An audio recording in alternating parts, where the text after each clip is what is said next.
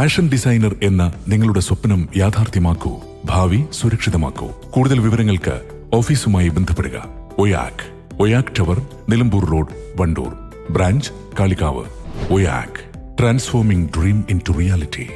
ബൈക്കിൽ സഞ്ചരിക്കുകയായിരുന്ന യുവാവിന് പന്നിയിടിച്ച് പരിക്കേറ്റു. കൈയിന് സാരമായി പരിക്കേറ്റ യുവാവിനെ വണ്ടൂരിലെ ആശുപത്രികളിലും പിന്നീട് മഞ്ചേരി മെഡിക്കൽ കോളേജിലും പ്രവേശിപ്പിച്ചു. ഇന്ന് രാവിലെ 9 മണിക്ക് വടപുറം പട്ടിക്കാട് സംസ്ഥാന പാതയിൽ നടുവത്ത് മൂച്ചിക്കൽ ചോലയിലാണ് അപകടം നടന്നത്.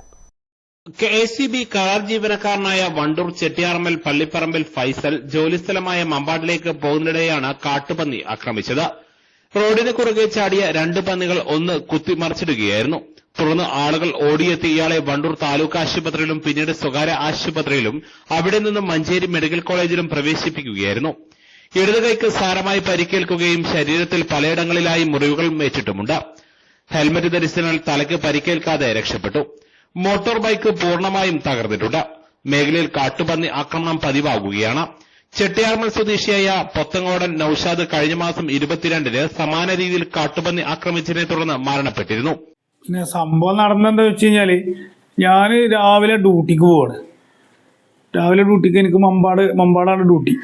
അപ്പം ഞാനീ പോകുന്ന സമയത്ത് അത് പട്ടാപ്പാകല് 9 മണിക്ക് ആണ് ഇത് സംഭവിക്കുന്നത്.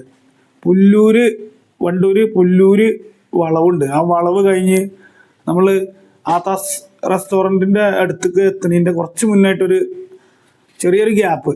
ആ ഗ്യാപ്പിന്ന് അത്യാവശ്യം നല്ലൊരു കൂറ്റൻ പന്നി എന്ന് തന്നെ പറയാം. നല്ലൊരു പന്നി.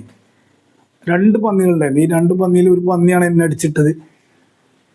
എനിക്ക് ഭാഗ്യത്തിന് ഹെൽമെറ്റ് കാര്യങ്ങളൊക്കെ വെച്ചതുകൊണ്ട് എനിക്ക് സാരമായ പരിക്കുകളായി. പക്ഷെ എന്നാലും കയ്യിന് നല്ലൊരു ഫ്രാക്ചർ വന്നിട്ടുണ്ട്.